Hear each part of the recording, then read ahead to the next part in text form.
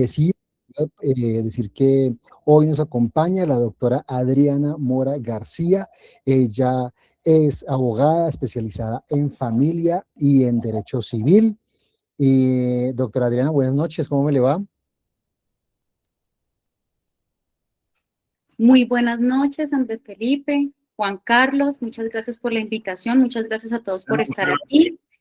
Qué bueno ver este grupo maravilloso de familias, porque más que personas son familias que buscan siempre el bienestar de los suyos. Entonces, pues súper feliz de poder estar aquí con cada uno de ustedes y poder compartir un poco de los conocimientos adquiridos acá. Entonces, aquí vamos. Ok, pues bueno, para no darle largas al asunto y queremos arrancar, yo quiero entender, bueno, ¿cómo es eso? Porque antes a uno le decían, tiene que pedir la interdicción.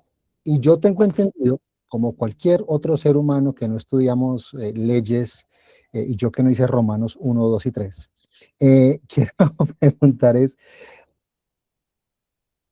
yo tenía entendido que pida la interdicción es que yo pueda ejercer los derechos legales que ejerce una persona, o sea, por mi hijo. Yo puedo, por mi hijo, firmar un documento legal, por mi hijo yo puedo abrir una cuenta y hacer la firma de la cuenta bancaria, por mi hijo yo puedo, no sé, firmar una escritura si es que le queda una herencia, lo que sea.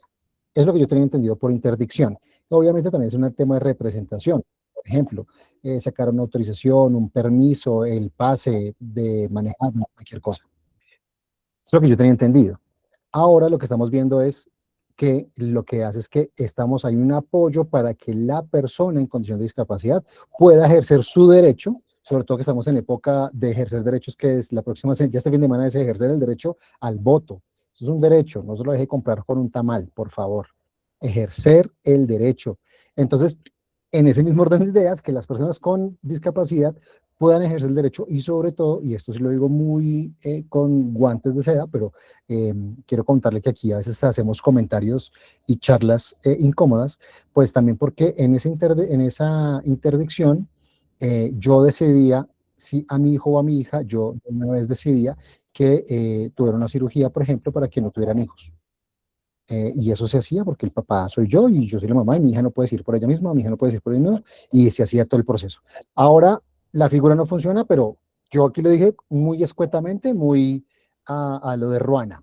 Por favor, cuéntanos, Adriana, ¿qué pasaba antes y por qué se hizo esta modificación? O la pregunta está muy Bueno, amplia. no, está perfecto. Es que era que tenía silenciado el micrófono. Oh, bueno, señora. Entonces, bueno, voy a empezar a hablar un poquitico para poder llegar a tu respuesta de la diferencia entre qué era la interdicción y lo que hoy conocemos como la adjudicación de apoyos. Pues quiero iniciarlo de una manera diferente y es poder de pronto conocer algunos conceptos que para el desarrollo de este tiempo, pues es necesario que todos lo tengamos allí súper claro, ¿sí? Entonces quiero iniciar manifestando que la inclusión y el respeto por los derechos de las personas con discapacidad son pilares fundamentales en la sociedad colombiana. De allí entonces que la adjudicación de apoyos es una herramienta clave para poder garantizar a estas personas para que puedan tomar decisiones, como bien lo decía Andrés, de manera autónoma en su vida diaria. Y pues antes de iniciar, claramente es vital poder entender, si bien el preámbulo de la ley 1996 del año 2019, poder entender esta normativa, hablar un poquito sobre qué es la discapacidad, ¿cierto? ¿Quiénes son las personas con discapacidad y cuáles a qué tienen derecho o quiénes tienen derecho a recibir precisamente este grupo de apoyo para que ellos puedan ejercer su capacidad legal. Entonces, la ley 1996 del año 2019 me habla de dos aspectos muy fundamentales que, si bien es cierto, están en el marco de las personas con discapacidad, me habla de algo que es la capacidad legal.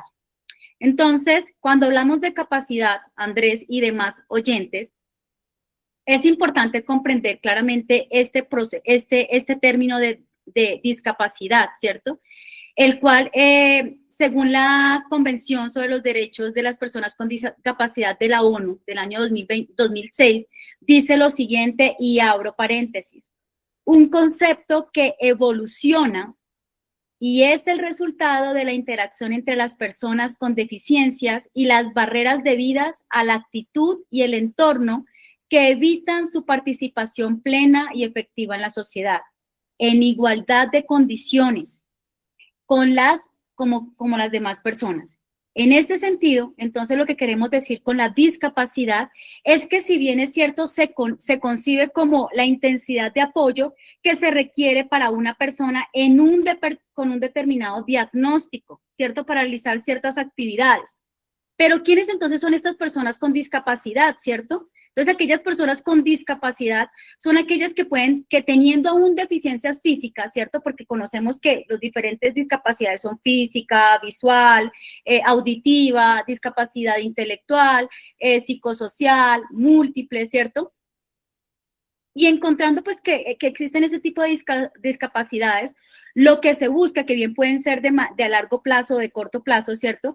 Al interactuar o lo que se busca con esto es romper esas barreras que pueden impedir la participación de estas personas, ¿cierto? Con plena y efectiva razonabilidad o actuación ante la sociedad, manteniendo siempre que una igualdad de condiciones con las demás personas.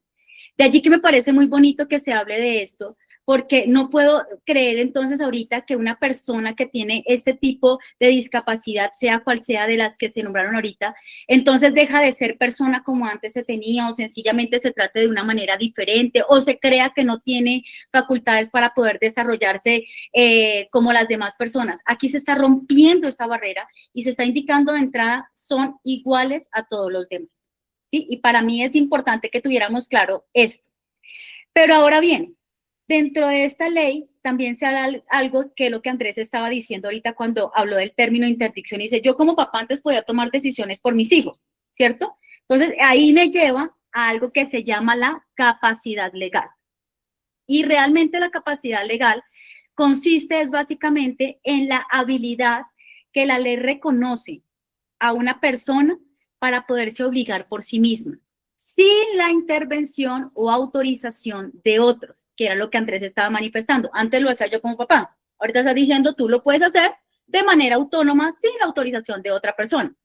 La capacidad legal, entonces, es un atributo o es el atributo más esencial de la personalidad jurídica de la persona, claramente, considerado como aquella aptitud para ser titular de derechos y ejercerlos de forma autónoma. Entonces, como hemos venido diciendo, ¿cierto? La capacidad es identificado como la aptitud, no la actitud, sino la aptitud, se bifurca en dos sentidos. Uno, para ser sujeto de derechos y otros para ejercer mediante actos o negocios jurídicos.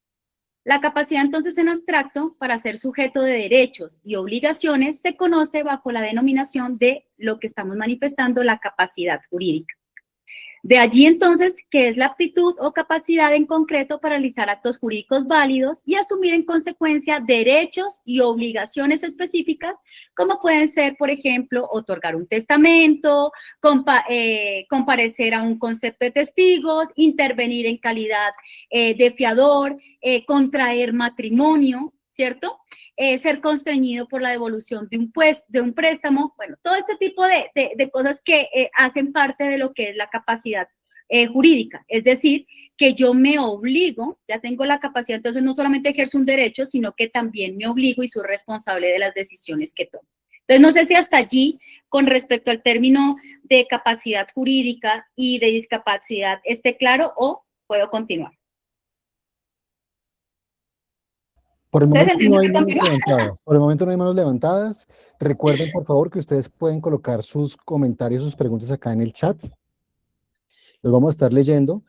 No sé, Adriana, si mientras vamos charlando la gente puede levantar la mano y para que sea un poco más interactivo, o tú quieres hablar hasta que haya preguntas en el chat. ¿Cómo quieres que lo hagamos? De pronto me gustaría más que fuera al final, Andrés, de plano porque pues de pronto en el momento en que esté dando la intervención, de pronto esas dudas se van resolviendo. Listo, entonces recuerden por favor que al final vamos a levantar las manos y les pido desde de antemano intervenciones súper cortas, puntuales, igual en sus preguntas en el cajón de los comentarios. Pues no, sabes que no tengo pregunta, me deja claro que ahora estamos hablando desde de la aptitud, perdón, con P, aptitud. Aptitud. Entonces, Por- espérame, no sé si Exacto. pueda compartir Sí, unas señorita, diapositivas que hice por acá. sí, señorita. Voy a ver si lo puedo, Ujú. si lo puedo hacer. Además me gusta un poco lo que dijiste y es que todos nosotros somos sujetos de derecho. Independientemente de la condición en la que estemos, somos sujetos de derecho. Entonces, Andrés, ¿me indica si la estoy proyectando allí? señorita, se ve ya todo que le pongas como el modo presentación, se ve la pantalla, pero no, exacto, ahí. Listo. Allí, ¿sí? Adjudicación de apoyos. Sí, señorita. Bueno, entonces yo los voy a dejar de ver, pero ustedes ya ahí me indican un poquitico esto. Sí, señorita. Entonces voy a hablar, entonces ahora sí ya habiendo hablado un poquitico sobre el término de discapacidad y sobre el término de capacidad legal, pues ahora sí quiero entrar en materia un poquitico sobre lo que trata o por qué se dio o la razón de la expedición de la ley 1996 del año 2019.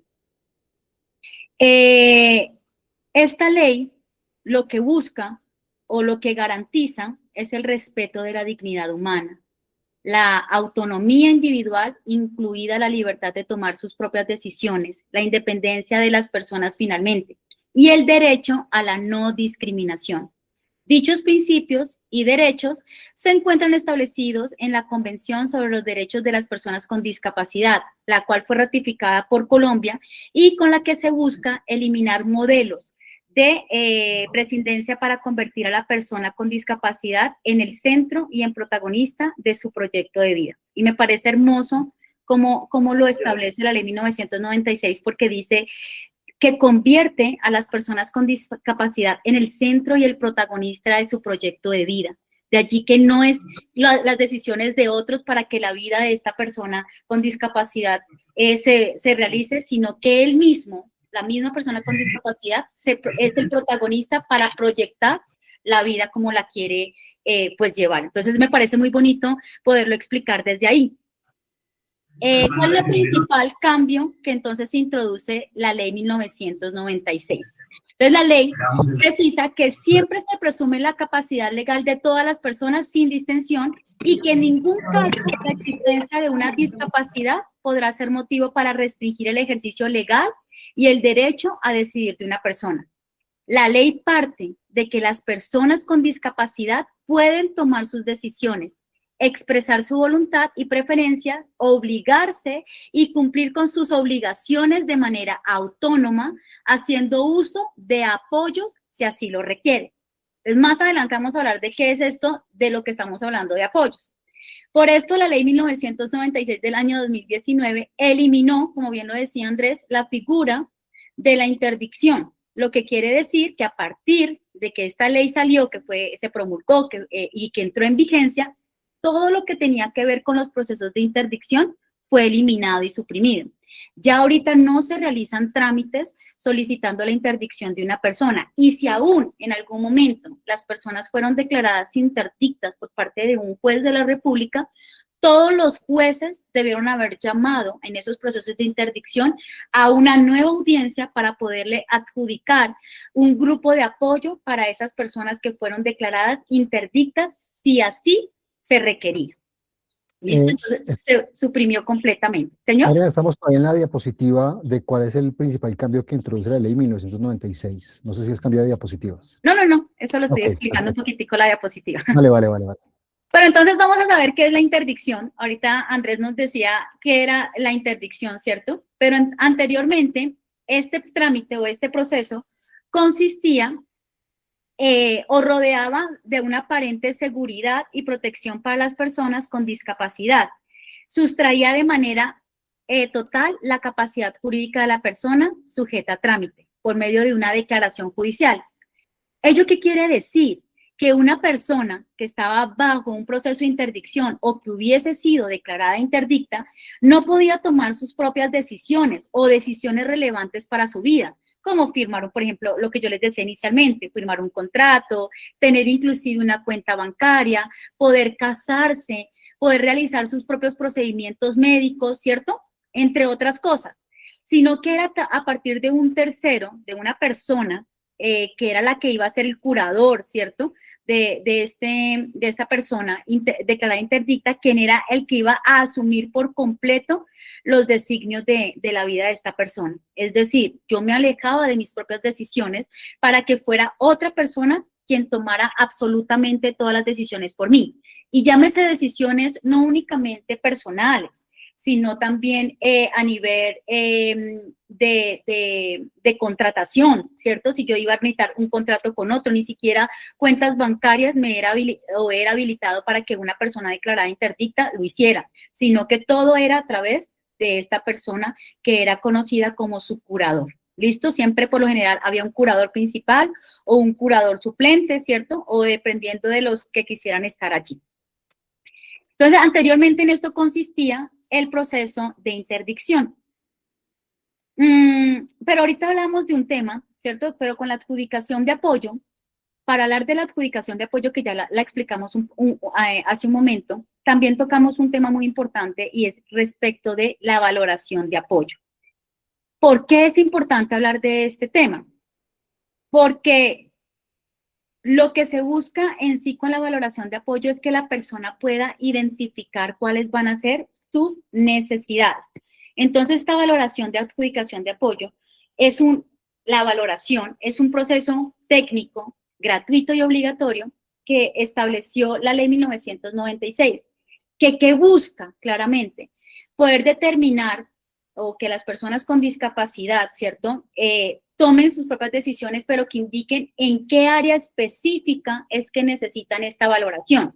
Por eso es un informe técnico que usan los jueces para formalizar el grupo de apoyo que esta persona requiere en su proceso de adjudicación, respetando claramente cuál es la voluntad y preferencia de la persona. Pero para conocer si la persona necesita o no la adjudicación de apoyo, pues es necesario realizar este proceso de valoración, que como bien se indicó es de manera gratuito y es obligatorio porque nos va a llevar a determinar cuál es la necesidad por la cual yo como persona o la persona discapacitada necesita esta adjudicación de apoyo. ¿Listo? Entonces vamos a hablar un poquitico sobre qué es la valoración de apoyo, en qué consiste la valoración de apoyo, porque es como la herramienta fundamental para iniciar un proceso de adjudicación. ¿Listo? ¿Claros hasta allí? No hay preguntas, no hay manos levantadas. Así que, listo. Sí. Entonces, ¿cuáles entonces son estos tipos de apoyo? Y yo creo que ahí termino, pero vamos a dejarnos allí un poquitico porque esta es la parte un poquito más álgida, pero quiero hablar sobre qué es la adjudicación de apoyos para todas aquellas personas que consideren que es necesario que se les adjudique un grupo para ello.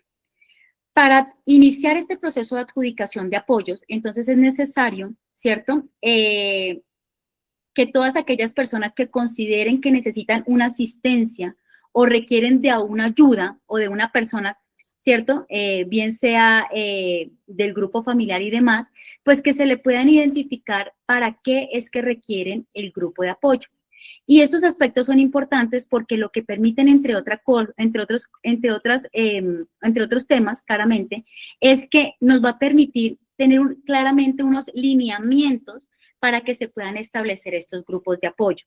Primero, claramente, es establecer el propósito y el alcance de los roles de quienes van a participar en mi grupo de apoyo. Es decir, el primer contacto que se tiene con la persona con discapacidad o de quien la solicita. ¿Cuáles son las motivaciones de esta persona y cuáles son los proyectos de vida de la persona con discapacidad? Esta valoración de apoyo nos va a permitir, además, tener una red de apoyo, ¿cierto?, para esta persona con discapacidad. Es decir, nos va a permitir, entre otras cosas, saber para qué específicamente o para qué área de mi vida, del desarrollo de mi vida, yo necesito una persona que me esté allí apoyando. Necesito también también es importante tener en cuenta esta valoración de apoyo para determinar mi patrimonio y cómo voy a manejar mi dinero, ¿cierto? Una adjudicación de apoyo para el cuidado personal de la persona y la vivienda.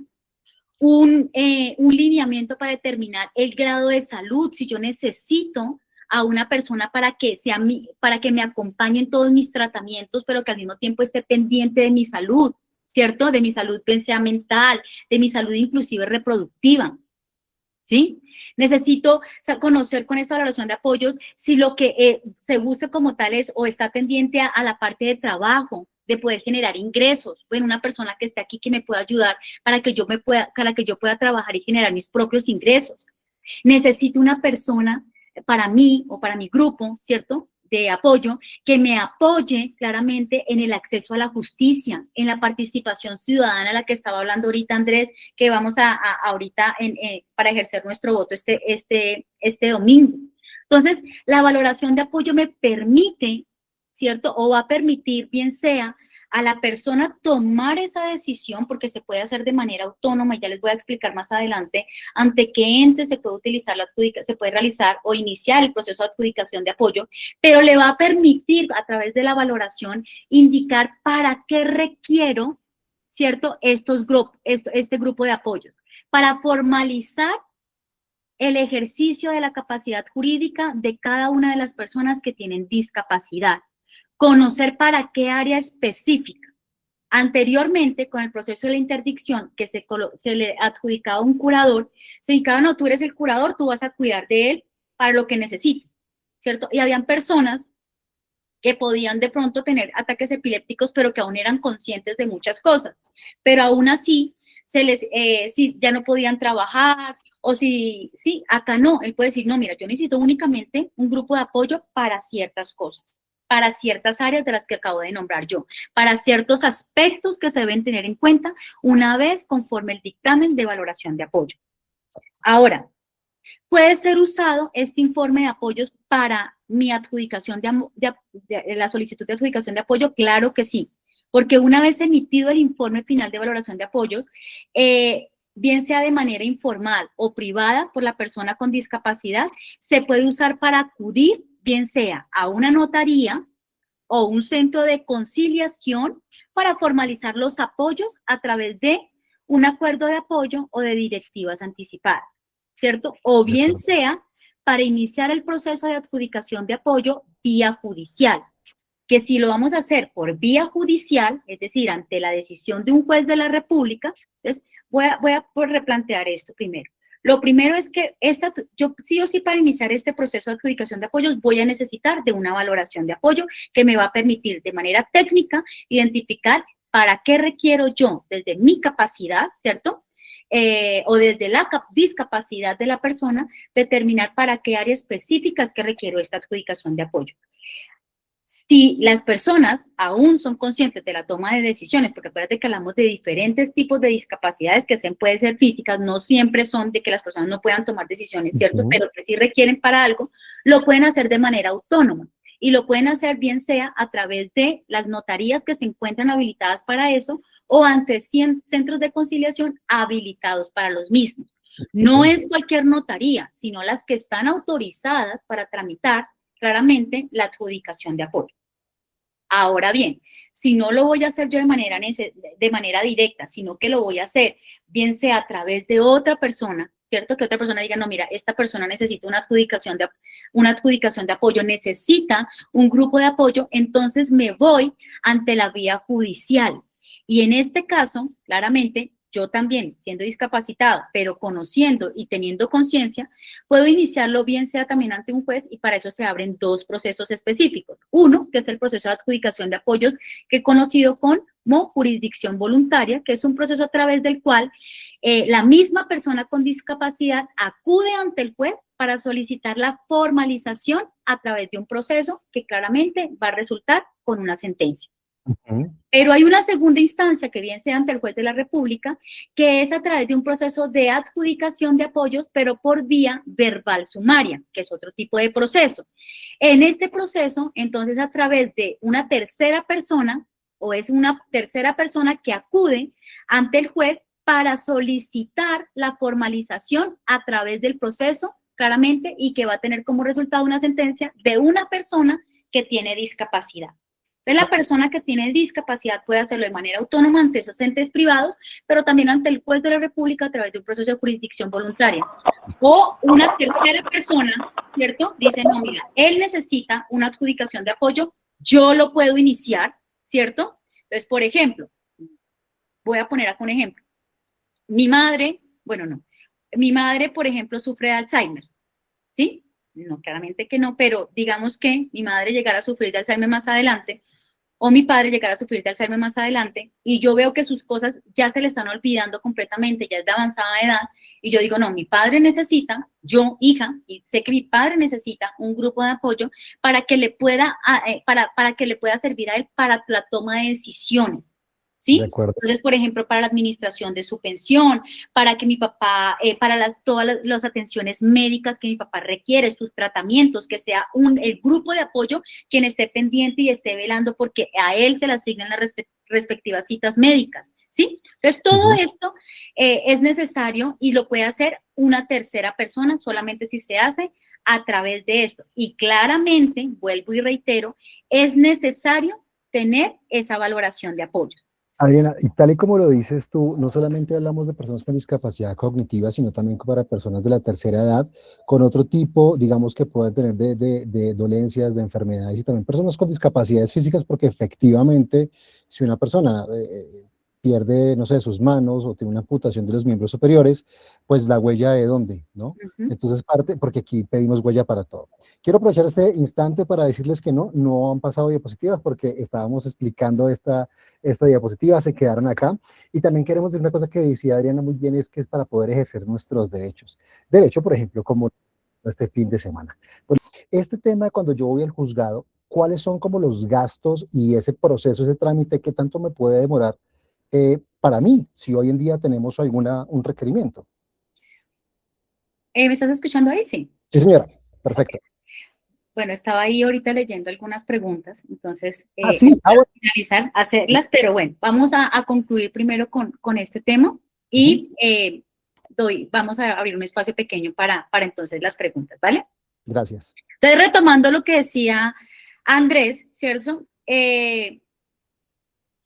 Con respecto a esa valoración de apoyos que se le debe realizar, que si es importante realizarla, sí. Estas valoraciones de apoyo es destinada para aquellas personas con discapacidad que son mayores de edad, ¿no? Porque acuérdate que mientras soy menor de edad, aun cuando tenga discapacidad, ¿cierto? Aunque sea menor de edad, pues yo dependo de mis papás. Con o sin discapacidad, el menor de edad, pues tiene el acompañamiento de sus dos padres de familia, ¿listo? Que en todo caso son los que tienen la patria potestad sobre los hijos, luego entonces son los que ejercen no solo derechos, sino también obligaciones con ellos, ¿listo? Entonces, cuando hablamos de esta adjudicación de apoyo, claramente va determinada para aquellos que son mayores de edad. Sin embargo, yo ahorita voy a hacer un pequeño preámbulo con una pregunta que vi acá con respecto a esto, porque me hablan de una persona menor de edad. Entonces, cuando hablamos de estas valoraciones de apoyos que claramente va destinada, ¿cierto?, a personas con discapacidad y que son mayores de edad, deben ser realizadas por personas facilitadoras. No es que cualquier persona venga y me le haga una valoración de apoyo a mis hijos, a mi hijo o a la persona con la que esté representando. Existen entidades autorizadas tales como la Defensoría del Pueblo, las personerías municipales, distritales, las gobernaciones, las alcaldías distritales o las entidades privadas que se encuentran habilitadas para ellos, ¿sí? Estas entidades deben claramente seguir un protocolo nacional para poder determinar, como les decían inicialmente, para qué primero el grado de discapacidad de la persona y asimismo para qué es necesario asignarle un grupo o una red de apoyo para ellos, ¿sí? De acuerdo. Ahora, estas entidades autorizadas para estas valoraciones, como ya les indiqué, que son estas, pueden ser también, las que yo les mencioné ahorita son públicas, no obstante, pues hay también privadas, ¿no? En las cuales están los centros de conciliación, las notarías o entidades privadas que siempre y cuando cumplan con la normatividad que se encuentra claramente en la ley 1996 del año 2019, que es la que estamos tratando, y los lineamientos del decreto 487 del año 2022, ¿sí? También se pueden hacer. Que si hay costos, para unos sí, mientras sea público no, para los privados sí van a tener esos costos. Bueno, De acuerdo. ¿cuál es el objetivo entonces claramente de esta valoración? Pues identificar las necesidades de apoyo para ejercer la capacidad legal de cada una de las personas que tienen discapacidad. ¿Basándose en qué? En la voluntad y en la preferencia de las personas que tienen esta discapacidad. ¿Listo? La solicitud puede ser realizada por la persona con discapacidad, puede ser solicitada a través de un tercero de su red de apoyo o puede ser solicitada a través de un juez de la República. No obstante, cuando yo inicio el proceso de adjudicación de apoyo por vía judicial, lo primero que el juez va a solicitarme es que yo allegue esta valoración de apoyos aquí asignada. Ajá. ¿Listo? Eso es importante. El resultado claramente de esta valoración de apoyos es un informe final que va a detallar los apoyos necesarios. Ahora, con respecto a la gratuidad, Sí. el servicio en las entidades públicas mencionadas, ¿cierto? Las que acabo de mencionar, claramente es gratuito. Pero si la persona no cuenta con una red de apoyo, el juez de la República puede designarle un defensor, claramente de la Defensoría del Pueblo. Sí, sí, sí. Entonces, puedo ir yo, no tengo un grupo de apoyo, no tengo una red de apoyo que esté conmigo. Es decir, cuando hablo de red de apoyo cercana, hablo de mi mamá, mi papá, mis hermanos, mis tíos, no sé, alguien que yo pueda asignar, pero no tengo a nadie. El juez de la República le va a asignar a un defensor que haga parte de la Defensoría del Pueblo. ¿Listo? No se asigna a cualquier persona, sencillamente porque se deba garantizar. ¿Listo? Que además alguien que conoce la ruta y nos va a guiar, o sea, nos va a guiar de manera correcta, ¿sí? Y además, recuerden que los trámites, exacto, y que esos trámites no nos van a cobrar, no van a pagar, que es importante saber eso. Exacto. Además, porque estas personas tienen que velar por ellos, o sea, tienen que pasar un informe indicando qué han hecho para defender los derechos de cada uno de ellos.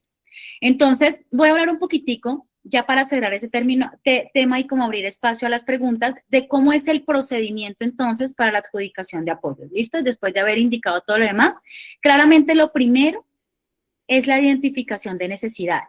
Es decir, el primer paso en este tipo de procesos es identificar cuáles son las necesidades específicas de la persona con discapacidad.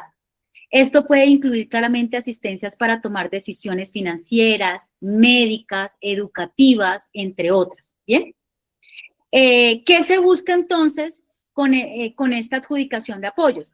Pues se busca claramente, una vez se identifican las necesidades, pues es poder determinar claramente cuál es el grupo de apoyo más adecuado para estas personas. Estos pueden ser formales, bien sea tutores legales, o informales, como familiares o amigos. ¿Listo? El siguiente paso, claramente con ello, es formalizar el acuerdo de apoyos. Este es un documento legal, ¿cierto?, que especifica quiénes serán los apoyos y en qué áreas específicas asistirán a la persona con discapacidad. Por eso no me debo saltar los primeros pasos, la identificación de necesidad y la búsqueda de apoyos adecuados. Pero también está la adjudicación judicial de apoyos si es necesario, si no se logra de pronto un acuerdo de manera amigable o voluntaria con el grupo de apoyo, se puede recurrir, como lo indiqué inicialmente, a la adjudicación judicial de apoyos, que es diferente. ¿Listo? Okay. Este es un proceso legal, los dos, donde un juez de la República puede designar los apoyos necesarios para la persona con discapacidad. Ahora, continuando con esto, hay una implementación y un monitoreo. Una vez establecidos los apoyos, es crucial, escúchenme bien, implementar el acuerdo y monitorear su efectividad. Esto asegura que la persona con discapacidad reciba la asistencia adecuada y que sus derechos sean respetados. Entonces, aquí me va a permitir dentro del grupo, venga, monitoreen o pasarlo ante un juez de la República, que también van a estar realizando los monitoreos especiales para ver si la persona le está garantizando los derechos fundamentales a cada una de las personas con discapacidad. Luego, claramente viene una revisión y un ajuste. La situación y las necesidades de una persona pueden cambiar, por eso inicialmente cuando hablamos de capacidad hablamos de un cambio, ¿cierto? Con el tiempo, ¿cierto? Eso puede venir cambiando con el tiempo. Entonces, mi capacidad cognitiva pudo haber empeorado en el momento que yo tuve este grupo de adjudicación de apoyo. Ahora no soy tan consciente de. ¿cierto? Pudo haber pasado en mi vida. O antes no necesitaba en cierta área para mi desarrollo normal, pero ahora sí la necesito. O definitivamente ya no la necesito, ¿bien? Por ello, entonces, es esencial poder revisar y ajustar este acuerdo de apoyos para, pues, periódicamente para poder garantizar su relevancia y su efectividad. La adjudicación de apoyos, claramente, en Colombia es un proceso estructurado que busca garantizar, vuelvo y repito, el ejercicio pleno de los derechos de las personas con discapacidad. Siguiendo los pasos que mencioné ahorita, las personas pueden tomar decisiones de manera informada, de manera autónoma y en su vida diaria, promoviendo claramente una sociedad mucho más inclusiva y justa. Y respondiendo a lo último, manifestando lo último, ¿cuánto dura, Adriana, una adjudicación de apoyos después de que se me adjudique, después del grupo? Pues el artículo 18 de la referida norma me indica que este grupo, ¿cierto? O esta adjudicación de apoyos no puede tener un periodo superior a los 5 años, que pasados los cuales se puede agotar de nuevo un nuevo procedimiento para ser previstos por la ley claramente y garantizar si este grupo lo hizo y si no, venga, tengo otro cambio. O sea, no es para que, entonces, como pasaba con el proceso de interdicción, que era para toda la vida. Entonces, si la persona que fue asignada como curador principal ya no está, entonces le seguía el suplente. No. Acá hay una revisión que no puede pasar más de 5 años y si necesito cambio puedo volver a iniciar todo este proceso. Por eso digo, no puede durar hasta. Eso no quiere decir que entonces me tengo que esperar los 5 años. La ley es clara. Hasta los 5 años. La persona puede solicitar un cambio de esta adjudicación de apoyos. ¿Listo? Que claramente lo que busca, como reitero, es garantizar los derechos fundamentales de las personas con discapacidad. En ese orden de ideas, pues doy por terminada mi intervención y no sé, Andrés, si tú miras las preguntas que hay en el chat. Genial. No, es muy interesante porque realmente, vuelvo y digo, nosotros no sabíamos o gran cosas, yo no sabía realmente gran cosas de lo que estabas contando y sobre todo que podemos tener ese espacio y hay un par de manos levantadas, podemos tener ese espacio para poder acudir a los lugares. Aquí la pregunta que creo que fue la que viste acerca de la menor de edad, ¿cierto? Tiene discapacidad, el certificado de discapacidad fue discapacidad múltiple, 75%, y ella, la mamá dice, en mi parecer, no tiene discapacidad cognitiva, sino que por su discapacidad auditiva no se puede comunicar bien. Yo me divorcié hace 10 años y desde entonces cotizo pensión, ahorré, compré un apartamento, lo va a adecuar para ella, le enseñó a cocinar, también lengua de señas para que pueda ser independiente cuando la señora falte, y le quede la pensión. Ya tenemos, por cierto, hago la cuña, tenemos una charla sobre pensiones, entonces si no la han visto pueden ir a verla. Dice que le preocupa es que el papá de la niña hizo su vida, tuvo otros 2 hijos, y le preocupa es que si en el futuro le pasa algo a la niña, ya pues queda sola y los hermanos vengan a tratar de manejar su dinero, quitarle lo que ella como mamá con esfuerzo compró y le dejó. ¿Ahí cómo puede para protegerla? Yo no sé, yo voy a hablar de fideicomiso, pero tú puedes tenerme una mejor opción desde la parte legal. Esa es una opción, la fiducia civil, ¿sí? Que ella pueda, si dentro del inmueble, dentro de la matrícula inmobiliaria, a través de un trámite ante la notaría, pues solicitar claramente que ese inmueble le sea adjudicado a la hija una vez ella fallece, ¿sí? Porque recuerda que eso es el fideicomiso, tú pones las condiciones que quieras, ¿sí? Entonces, dentro de las condiciones es, no quiero, la condición es que una vez yo fallezca, se la adjudique directamente a mi hija, que es persona discapacitada, pero al mismo tiempo, vuelvo y reitero, señora Mónica, que es la que hizo la pregunta, tu hija no está obligada a tener, una vez adquiera la mayoría de edad, que su papá sea quien responda por ella. Ella puede escoger dentro de su grupo de apoyo a su abuela, a su tía, siempre y cuando claramente velen porque esto se dé. Ahora, que la casa no se venda, ¿sí? Es otra de las condiciones que tú puedes colocar. La casa se le va a adjudicar a ella, pero no puede ser vendida, a menos para garantizarle a ella una mejor vivienda, un ejemplo, ¿sí? Entonces, esperemos, señora Mónica, que eso no pase de aquí a 3 años, que es cuando la niña adquiere la mayoría de edad primero, y en todo caso, si así llegara a ser, pues ella tendría que buscar claramente una adjudicación de apoyos, porque a los menores de edad quien corresponde velar por su seguridad es a sus padres. Así lo ha Exactamente. determinado la ley, ¿sí? Tanto el artículo 44 como el artículo 42 de la Constitución Política siempre han reiterado que los derechos de los niños prevalecen sobre los derechos de los demás y que lo que se busca es que el niño no sea separado de su familia. Entonces, luego, el papá, una vez, y esperemos que no pase, su merced fallezca antes de que ella adquiera la mayoría de edad, pues es el responsable de poder cuidarla a ella. No obstante, reitero, si dentro del folio matricular inmobiliaria tú dejas que cuando falle y que no se puede vender, eso pues es tu disposición y fue tu voluntad, y tu voluntad hay que respetarla. ¿Listo? Ahí yo también hago un mensaje, no sé, consejo, no sé, pero por lo general uno tiene primos, o tiene un sobrino, o tiene un alguien que sea como contemporáneo con nuestros hijos, ¿cierto? Una prima, un primo, alguien que usted sepa que realmente es una persona que la quiere, que va a cuidar de ella, en caso que no, pues no tenga hermanos, sí, creo que con usted es la hija única. Entonces, también es bueno, ¿por qué? Porque pues si dejas a una persona mayor, una hermana tuya, pues tu hermana finalmente va a fallecer primero que tu hija. Y perdón que voy a hacer, estoy siendo como muy crudo, pero pues es la realidad en la que nosotros nos vemos todos los días. O sea, escuchamos cosas de niños que fallecen, de papás que se van, dejan las mamás solas, mamás que se van, dejan el papá con los niños. Entonces, uno siempre tiene que pensar esos escenarios y también que sus hijos no queden solos. Aquí nos escribe Ivette, yo creo que no sé si Ivette estamos confundidos, pero yo siento porque Ivette dice, ella puede como mamá y cuidadora, puede tener apoyo, y luego dice, como mamá cuidadora pido apoyo, pero lo reemplace cuando yo consigo trabajo. Ese apoyo no es una persona que te va a acompañar a tu hija o a tu hijo y va a estar contigo y lo va a llevar al colegio o algo así. No es ese tipo de apoyo. Estamos hablando del apoyo, es una guía en temas judiciales o legales para que tu hijo o tu hija pueda ejercer sus derechos, tal como los comentó Adriana. Adriana, el comentario. Claro, sobre todo porque yo estoy hablando desde la capacidad jurídica, por eso inicié la intervención hablando de esto, que es lo que se busca con esta adjudicación de apoyos, es que la persona con discapacidad pueda desarrollar su rol en la vida, ¿cierto? Pero al mismo tiempo contraer obligaciones.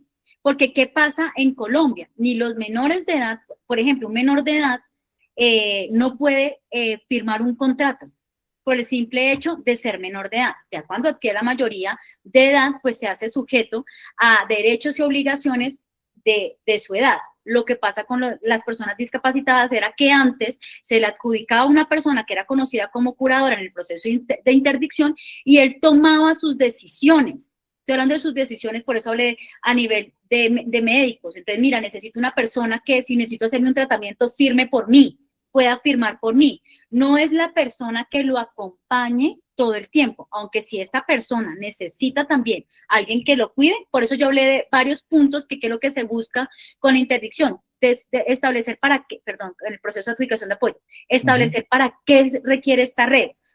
Para la parte de educación, para que sea quien me represente en mi colegio, o que sea que me haga los trámites que yo necesito, firmar, por ejemplo, si estoy en la universidad y quiero estudiar, tengo una discapacidad visual, pero quiero estudiar, entonces venga, necesito una persona que vaya y firme por mí, ¿cierto? Es ese tipo de persona, porque cuando yo firmo una matrícula, pues me voy a hacer responsable, entonces necesito que usted esté allí y que verifiquemos eso.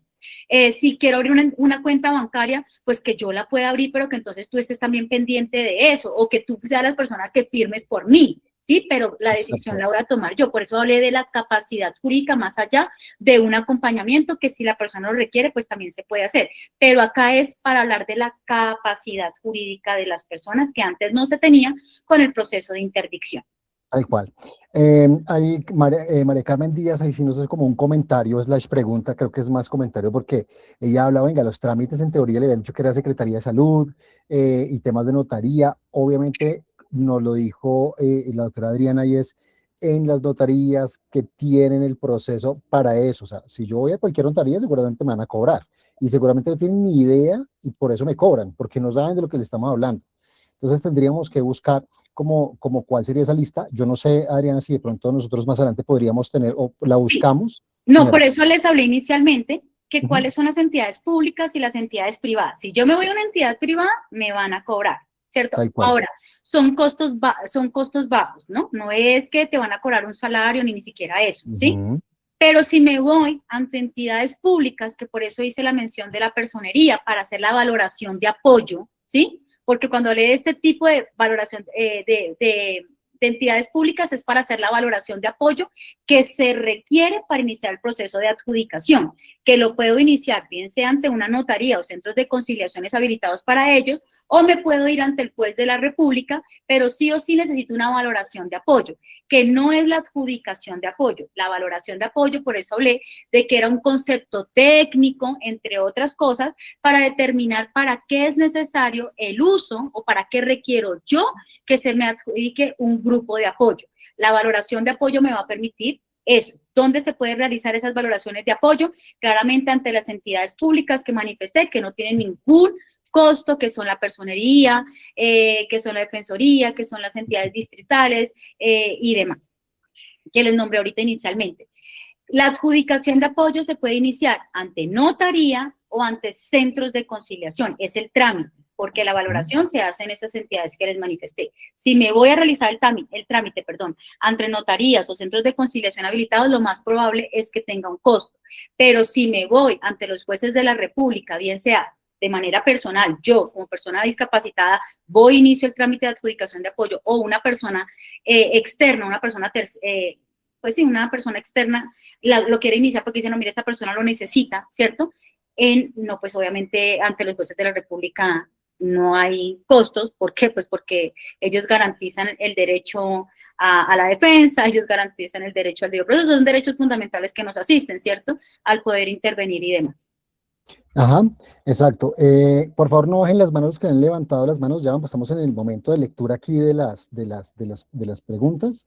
No lo bajen, por favor. Vamos a contarle una cosa, importante, una aclaración, porque hay una pregunta que dice, ¿qué sigue desde el proceso de apoyo? Pienso que es verdadera inclusión porque no hay personas especializadas, mínimo de estudiantes. No, no estamos hablando de temas de educación, estamos hablando de apoyos jurídicos, de apoyos legales, o sea, tema judicial.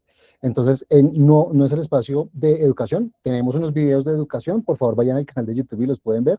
Igual que la siguiente pregunta, que como es una persona con discapacidad para recibir apoyo económico, tenemos, si estás en Bogotá, tenemos un video de la Secretaría de Integración Social. Si no estás en Bogotá, escríbenos por interno y te guiamos un poquito. También sobre la pensión de tu hijo, tenemos un canal de pensión. Si quieres por interno nos preguntas y te damos la información. Creo que Mabel Tejer tiene un comentario, pero creo que nos estamos confundiendo. El certificado de discapacidad no es que no sirva para nada, es que el certificado de discapacidad te sirve para unas cosas. Cuando hablamos de el apoyo, es para que se evidencie qué tanto nuestros hijos requieren valga la redundancia, un apoyo para los temas legales, ¿sí? Pero efectivamente a mí el certificado de discapacidad haga de cuenta que es la segunda cédula de mi hija. Porque Sí, tiene discapacidad, sí, y mira, aquí está el certificado. Entonces no es que no sirva de nada, porque entiendo que de pronto se cansa, pues es que me piden un papel, me piden el otro, y yo entiendo que es desgastante, ¿sí? Pero para temas de salud, de registro ante el ministerio, ante la Secretaría de Bogotá o Secretaría del municipio donde tú estés, es el certificado de eso. El CISBEN nada tiene que ver con la discapacidad. El CISBEN es una forma de medición de población vulnerable que hay en Colombia, y que haya unos apoyos para esas poblaciones conforme a su categoría o la clasificación, es independiente de lo que estamos hablando acá. Acá en ningún momento se habló del CISBEN, creo que los apoyos no tienen nada que ver con el CISBEN, entonces por favor no confundan los temas.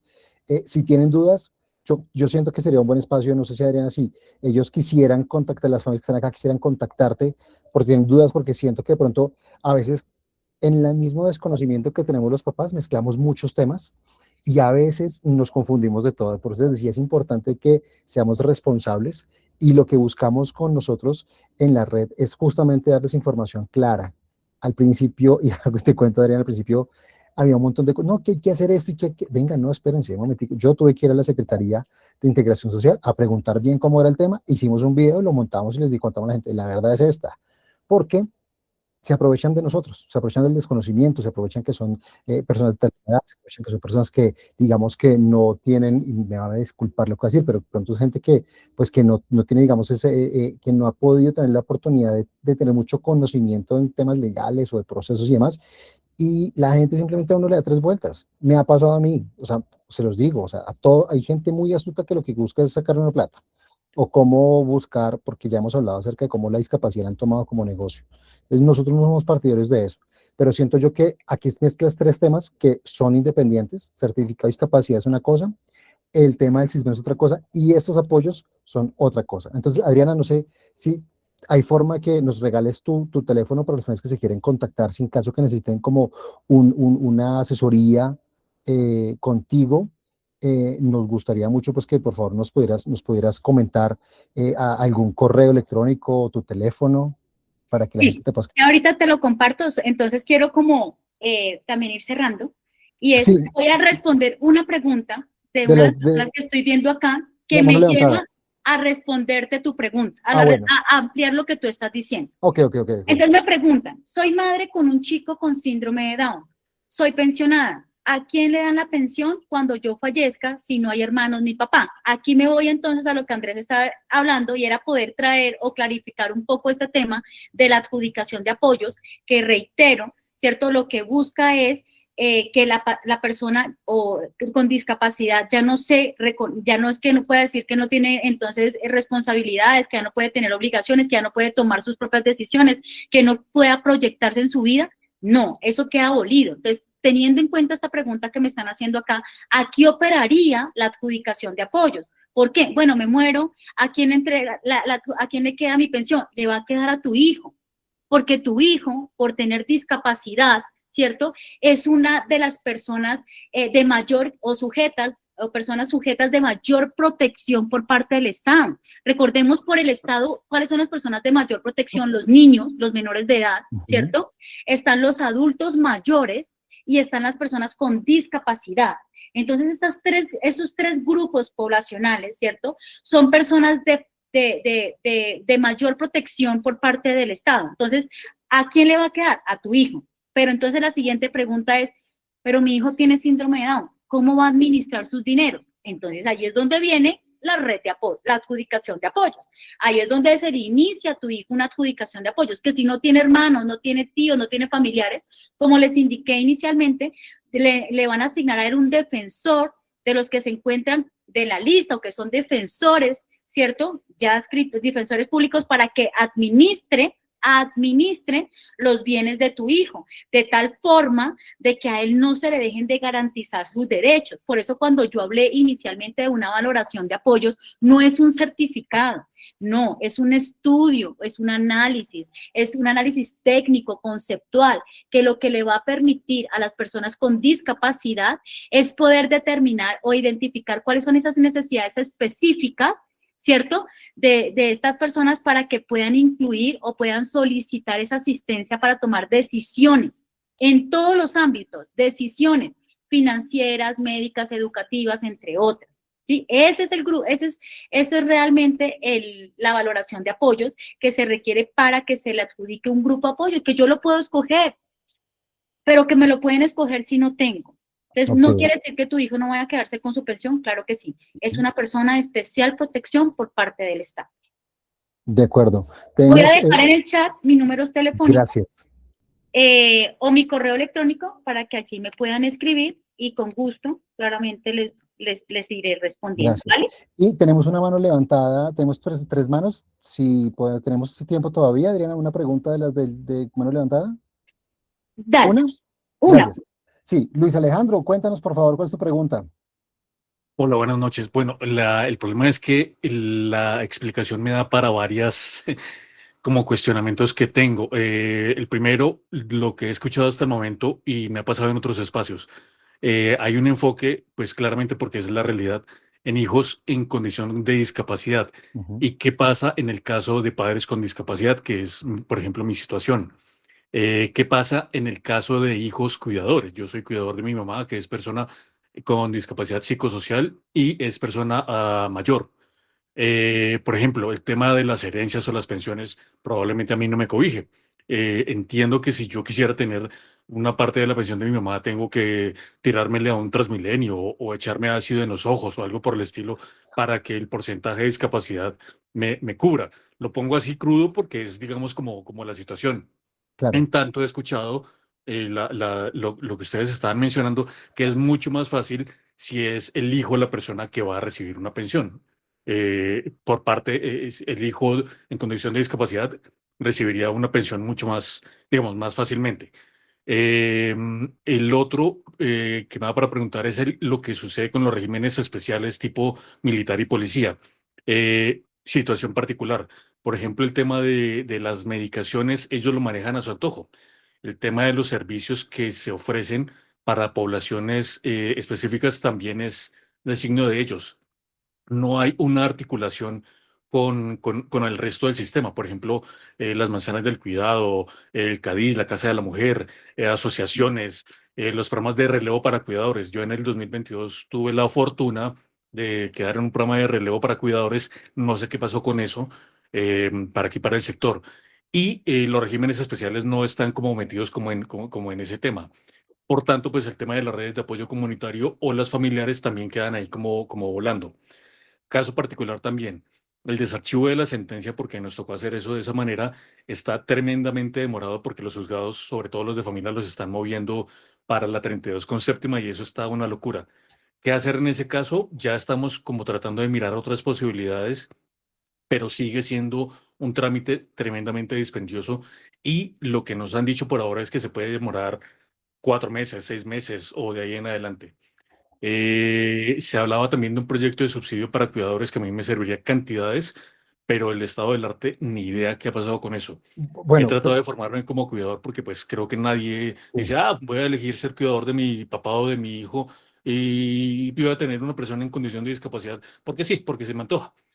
Y Luis entonces me Alejandro, voy a formar para eso. claro. Creo que hay una debilidad que se ha ido subsanando, pero que aún falta darle como más fuerza al tema de la formación para cuidadores y no solamente para salir a buscar trabajo como cuidador, sino para la propia labor del día a día que tiene uno. Eh, Caso personal. De mí se ha dicho, y lo sé, que pues esto es muy fácil, que yo debería tener 2 o hasta 3 ingresos, porque pues el trabajo como cuidador no es gran cosa. Y resulta que a veces yo termino haciendo 8 labores diferentes para poder medianamente cuidar bien a mi mamá. Eso Claro. demanda a veces realmente 24 horas, sobre todo si ella hace crisis. Entonces, el tiempo no alcanza para absolutamente nada. Tendría que el día durar 72 horas, por lo Ujú, menos, para poder hacer todas las labores, ir a la clínica, llevarle ropa, hablar con los médicos, estar pendiente de ella. claro. No hay tiempo para uno. Se Eh, hablaba también de algo así como un listado de personas con discapacidad o algo por el estilo, un registro, qué sé yo, para el tema de nuevas leyes para la política pública de discapacidad y había una, digamos, como una falencia en relación con las discapacidades psicosociales. Yo traté de meterla a ella varias veces en el Consejo Local de Discapacidad aquí donde vivimos, pero eso está absolutamente cerrado. Los bancos de ayudas técnicas es específicamente para discapacidades físicas, pero las discapacidades psicosociales están ahí como botadas. Entonces, bueno, digamos que ya son muchas cosas, realmente no quiero extenderme más, pero eso hace parte de la información que pues hay que trabajarle más. Creo que el trabajo que están haciendo en las manzanas del cuidado, incluso el CADIS, es bastante bueno, pero sin embargo hace falta como más integración entre las entidades y probablemente acá pues haya muchas más luces. Gracias. bueno, gracias, Luis Alejandro. Recuerden que aquí ya Adriana colocó en el chat el correo y el teléfono, es abogada.adrianamoragarcia@gmail.com. El número telefónico está ahí, que lo pueden ver. Yo antes de que Adriana conteste lo que corresponde, primero pues quería contarles tengan en cuenta, y Luis Alejandro, yo no voy a recibir la pensión de mi papá porque yo no soy persona en condición de discapacidad. La pensión o esa pensión, por ejemplo, si yo me llego a pensionar, le quedaría a mi hija, porque ella tiene condición de discapacidad. Eso es como que me tiró en Transmilenio y me echó así en los ojos para yo quedarme discapacitado para que me den pensión. Digamos que no sé esa idea de quién te la dio, pero no es buena idea, no se echen así en los ojos, pilas, no lo hagan. Entiendo, obviamente, y sobre el tema del cuidado, yo lo comenté hace un rato cuando estaba Sara conectada y es Sara Castellanos, la que sale esta fin de semana. Eh, y es que el año pasado hubo una piloto para saber en ese momento cuántos son cuidadores. pero la gente, y empezó a ver información, de pronto malintencionada o algo así, pero una desinformación diciendo que es que era para darle subsidios ellos a los cuidadores. No. No, ¿por qué? Porque los subsidios los maneja cada distrito. La alcaldía de Bogotá, a través de la Secretaría de Integración Social, maneja sus subsidios. Las cajas de compensación tienen unos subsidios, que es la caja de compensación, ¿cierto? Pero la alcaldía de Manizales, no tengo ni idea cuáles son los subsidios y a través de qué programa tiene la alcaldía de Manizales. Entonces, quiero que lo tengamos muy claro, porque el que yo sea cuidador no significa que per se yo sea, eh, tenga derecho a que me den una cuota o algo así. Esto aquí en Bogotá se maneja con el CISBEN, y como les comenté hace un rato, un puntaje del CISBEN, y dependiendo del CISBEN. Yo le digo, Luis Alejandro, yo entiendo que la situación de cuidador es muy complicada, sé que es un tema desgastante. En el SENA hay un curso para ser cuidador, sea usted certificado como cuidador, eso sí existe, pero no puedo decirte, y ya nos dan trabajo, nos paga, el Estado nos paga, eso es falso, eso no pasa. Y frente al tema de ser cuidadores, efectivamente es una carga muy complicada, es una carga grande, pero parte de lo que hacemos acá en la red es ayudarnos para que con las experiencias de los otros podamos avanzar, ayudarnos y solucionar algunas dudas. Entonces, si tienes dudas, Alejandro, con mucho gusto te ayudamos para saberlo el tema del SENA. Y si eres parte si tienes CISBEN, por interno podemos charlar para hablar como la Secretaría de Integración Social con las personas que conocemos, a ver que pronto, si tú ya te registraste, qué caso está. Frente a lo que dice Luis Alejandro, doctora Adriana Mora, eh, ¿qué podríamos entonces contarle a él, ya digamos que lo que compete de la charla para finalizar? Bueno, fueron muchos temas los que tocó allí, claramente, ¿sí? Y ciertamente me menciona, bueno, ese es en el caso de los hijos, pero ¿y si uno es papá? Pues yo quiero decirte una cosa, y es que cuando nos vamos a veces decimos, no, es que los papás son los únicos que tienen responsabilidades con los hijos. Y en Colombia los hijos también tienen responsabilidades con los papás, ¿sí? Entonces, por ejemplo, voy a salirme de este ámbito, pero los papás se divorcian y entonces el papá tiene que pasar alimentos a sus hijos hasta los 25 años si se demuestra que está estudiando y pues que no está emancipado, ¿cierto? Pero entonces quiere decir, entonces los papás no tenemos derechos. No, sí, señor. Entonces los papás también pueden demandar a sus hijos cuando se encuentren en estado de vulneración para que sus hijos puedan responder por ellos, ¿sí? Entonces eso también existe. Entonces acuérdate que parte de la adjudicación de apoyos es también en la parte jurídica. Yo necesito que tenga una red de apoyo para que me ayude o que me represente ante esas entidades jurídicas para que inicien este tipo de demandas. Por ahí escuché el tema también, porque se hablaron muchas cosas, entre esas también se habló del tema de herencia. Vuelvo y reitero, no. En las herencias, cuando se habla de sucesiones, ahí están los diferentes grupos sucesorales. Entonces, claramente los primeros a heredar van a ser los descendientes, es decir, mis hijos. Pero si mis hijos, si no tengo hijos, pues los llamados a heredar son los ascendentes, que son los papás. Entonces, tampoco es que no vayas a quedar allí cobijados por si tu mamá fallece y tiene una herencia, pues tú eres hijo y puedes heredarlo, ¿sí? Ahora, si no puedes manejarlo porque creo que escuché que tienes cierta discapacidad, pues entonces buscas dentro del proceso de adjudicación de apoyo para que una persona te ayude a administrar o te represente jurídicamente ante la sucesión de tus padres para que cuando te asignen o te adjudiquen de la masa sucesoral que haya quedado, ¿cierto? Te adjudiquen la parte que te corresponda, pues te pueda administrar. O sea, que hay muchas cosas que jurídicamente lo que te entendí, porque realmente fueron muchas y fueron como de las primeras que me quedaron, ¿sí? Entonces, es básicamente eso. O sea, no quiere decir que porque yo soy papá y tengo una discapacidad, mi hijo no va a responder por mí. Claro que sí, porque vuelvo y te digo, también están, así como hay alimentos para los menores, hay alimentos para los mayores. Y son los papás que ya tienen este tipo, que son personas que tienen alguna discapacidad o que son papás que por alguna razón, pues, que ya son mayores de edad, que ya son de la tercera edad y pues que necesitan apoyo, claramente pues se les puede dar. Y eso lo puede iniciar un proceso, bien sea ante comisarías de familia o ante los jueces de la República. Entonces digamos que esto allí también se puede hacer.